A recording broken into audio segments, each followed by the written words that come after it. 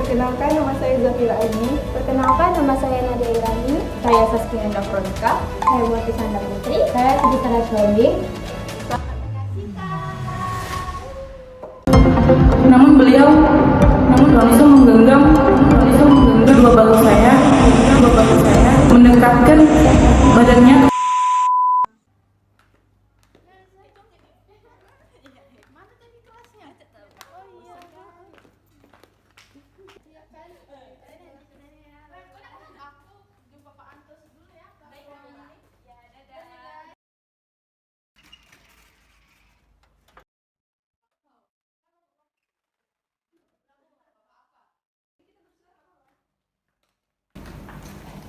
Selamat pagi Pak, saya ingin melakukan bimbingan. Silakan.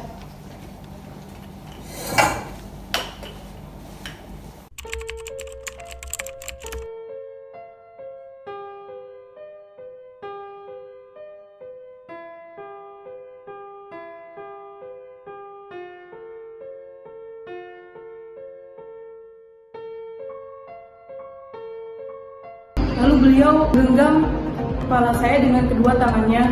Setelah itu ia mencium pipi sebelah kiri saya dan mencium kening saya. Saya sangat merasa ketakutan. Lalu setelah bimbingan proposal itu berjalan dengan lancar, saya hendak berpamitan dengan Bapak Syafri Harto. Ketika saya ingin menyalin Bapak itu untuk berpamitan, namun beliau langsung menggenggam kedua bahu saya, mendekatkan badannya kepada diri saya, lalu beliau menggenggam kepala saya dengan kedua tangannya. Setelah itu ia mencium pipi sebelah kiri saya dan mencium kening saya. Saya sangat merasa ketakutan dan saya langsung menundukkan kepala saya. Namun Bapak Syafri Harto segera mendongakkan kepala saya dan ia berkata, mana bibir, yang membuat saya sangat terasa terhina, membuat saya terasa terkejut, badan saya terasa lemas, saya ketakutan. Namun setelah saya mendorong Bapak Syafri Harto, ia mengatakan, ya udah kalau nggak mau.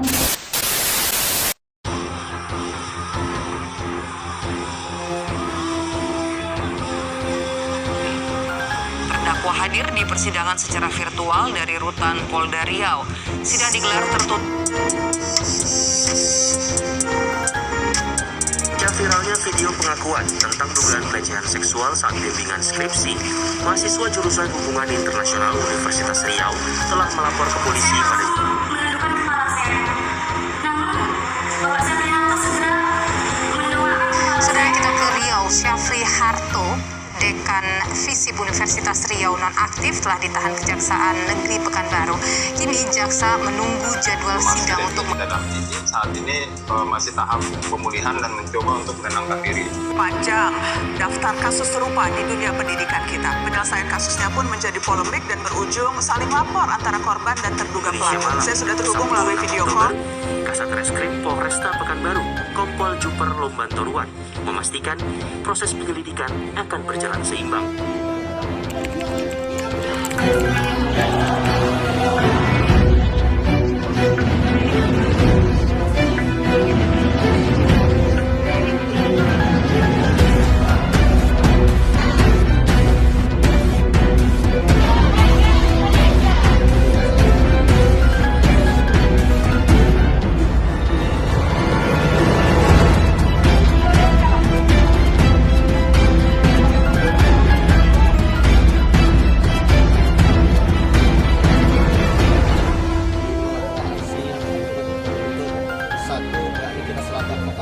Kita menuntut sanksi administratif yang diberikan oleh Rakyat, yakni menonaktifkan hak pendidikan eksplorasi bagi pendidik dan juga dalam hal ini jabatan bersama pendidikan.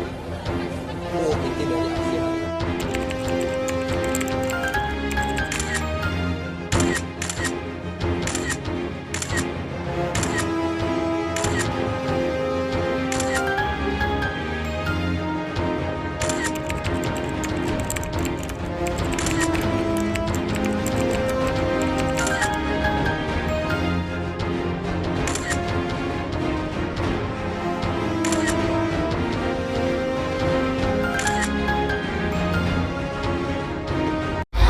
Assalamualaikum warahmatullahi wabarakatuh. Di sini kami akan memaparkan hasil rangkuman materi tentang pelecehan seksual. Pelecehan seksual merupakan kejahatan yang dapat merugikan orang lain atau bahkan membuat trauma korban. Kasus pelecehan seksual semakin meningkat, meski masih banyak orang yang tidak mengenali ciri-cirinya.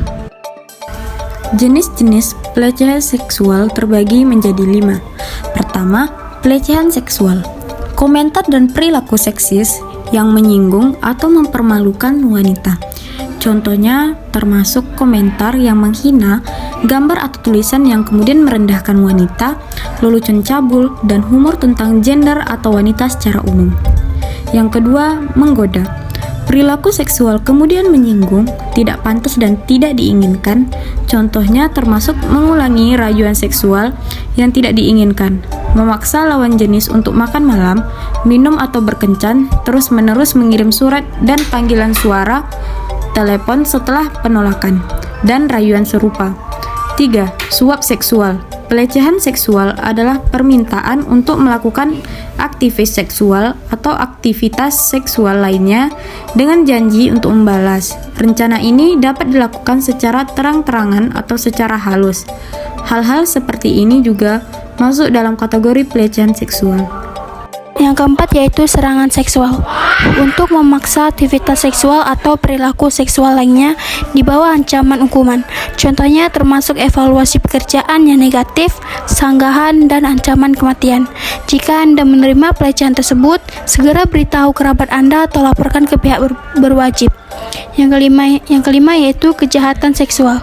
Pelecehan seksual yang serius misalnya menyentuh, mengecap, atau memegang dengan kekerasan atau kekerasan seksual termasuk dalam kategori pelecehan seksual.